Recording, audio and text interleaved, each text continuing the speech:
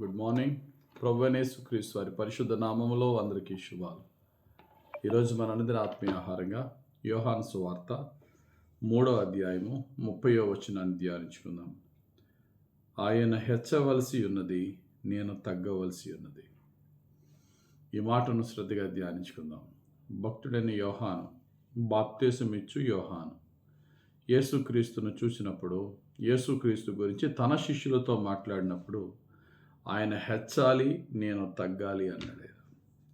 ఏ సందర్భంలో అన్నాడంటే, యేసుక్రీస్తు ప్రభు సువార్త ప్రకటించకముందే యోహాను గారు పరిచర్య ముందుగానే ప్రారంభించి అనేక మంది బాప్తిసమిచ్చి యోహాను గారికి శిష్యులుగా ఉన్నారు.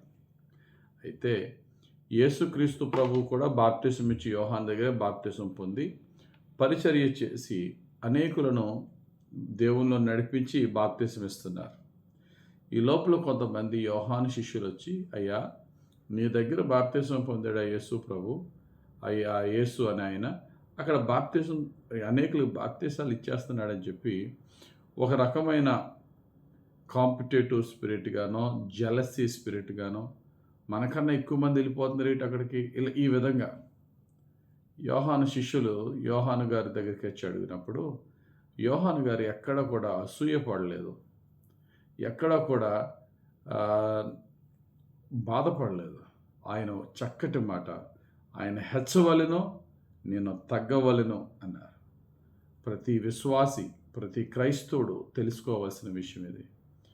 నా జీవితంలో, నీ జీవితంలో యేసుక్రీస్తు ప్రభుని మనము హెచ్చించే విధం ఎప్పుడు అంటే, మనల్ని మనం ఎంత తగ్గించుకుంటామో, క్రీస్తులో మనల్ని మనం ఎంత తగ్గించుకుంటామో క్రీస్తునంత గణపరచగలం. ఒకరిని ఎవరినన్నా గణపరచాలంటే మనకి దీనత్వం ఉండాలి. ఎదుటివాడిని పొగడాలంటే మనం తగ్గించుకుని ఎదుటివాడిని పొగడగలగాలి. యేసుక్రీస్తు ప్రభుని హెచ్చించడానికి ఆయన అర్హుడు. మనం ఈరోజు కలిగి ఉన్నదంతా ఆయన దయ, ఆయన భిక్ష. ఈ మాట చెప్పడానికి ఏం కావాలి? మనకి దీనత్వం కావాలి. ఈ మాట చెప్తే ఎవరికి వెళ్తుంది మహిమ? యేసయ్యకి వెళ్తుంది. ఆయన దయ, ఆయన భిక్ష మాత్రమే ఈరోజు ప్రాణంతో నేను బ్రతికున్నానంటే, ఈ ఆరోగ్యం ఆయన ఇచ్చిందే, ఈ సమస్తమైన భోగభాగ్యం ఆయన ఇచ్చిందే. ఈ సాక్ష్యాన్ని సంతోషంగా నేను చెప్పగలుగుతున్నాను. ఎందుకంటే నా క్రీస్తుని గణపరచుట ముఖ్యం. నా క్రీస్తుని గణపరచుట, ఈ గణపరిచే విధానంలో ఎంత తగ్గినా మనం ధన్యులమే. మనం తగ్గితే, మనల్ని తగ్గించుకుంటే క్రీస్తుని గణపరచగలం. మన గర్వాన్ని తగ్గించుకుంటే క్రీస్తుకి ఇంకా ఎక్కువ మహిమను కలిగే విధంగా మనం జీవించగలం. మన పేరు తగ్గించుకుంటే క్రీస్తు నామాన్ని ఇంకా హెచ్చుగా గణపరచగలం. బైబిల్లో భక్తులు అలా జీవించారు. బాప్తిసం ఇచ్చి యోహాను అలా జీవించాడు. తను తగ్గించుకుని క్రీస్తుని గణపరుచుకున్నాడు. మోషే అలా జీవించాడు. మోషే పెద్దవాడైనప్పుడు ఐగుప్తు దేశపు ఫరో యొక్క కుమారుని అనిపించుకోకుండా క్రీస్తు దాసుడని అనిపించుకున్నట్టుగా హెబ్రీయులకు రాసిన పత్రిక 11వ అధ్యాయం 24వ వచనంలో ఉంటుంది. 2 రికగ్నిషన్స్ ఉన్నాయి. ఒకటి ఫరో గారి కుమారుడని, ఇంకోటి క్రీస్తు దాసుడని. ఫరో కుమారుడని పిలిపించుకోవడం వల్ల సమాజంలో గౌరవం పెరుగుతుంది. కానీ ఆ గౌరవం వద్దనుకున్నాడు. క్రీస్తుకి దాసుడిని పిలిపించుకోవడానికి క్రీస్తు విషయమైన నింద భాగ్యం అని ఎంచుకున్నాడు. తను తగ్గించుకున్నాడు క్రీస్తుని. అంటే మోషే కాలంలో క్రీస్తు ఎక్కడ ఉన్నాడండి అని అంటారేమో. ఇక్కడ భక్తుడైనటువంటి హెబ్రీయులకు రాసిన గ్రంథకర్త 11:24 వచనంలో, మోషే పెద్దవాడైనప్పుడు విశ్వాసమును బట్టి ఐగుప్తు ధనము కంటే క్రీస్తు విషయమైన నింద గొప్ప భాగ్యం అని ఎంచుకొని, పాత నిబంధన గ్రంథంలో మోషే కంటే, అబ్రహాం కంటే ముందున్నవాడు యేసయ్య. అప్పటి నుండి ఉన్నవాడు. మన దగ్గరికి వచ్చేటప్పుడు, కొత్త నిబంధనకు వచ్చేటప్పుడు ఆయన ఒక మనిషిగా వచ్చాడే తప్ప ముందు నుంచి ఉన్నవాడే. కాబట్టి ఆ దేవుని గురించి, ఆ క్రీస్తు నిమిత్తము మోషే తాను తగ్గించుకున్నాడు, క్రీస్తు నామాన్ని హెచ్చించాడు. పౌలు గారు చూడండి, ఆయనకి ఎన్నో అతిశయాలు ఉన్నాయి.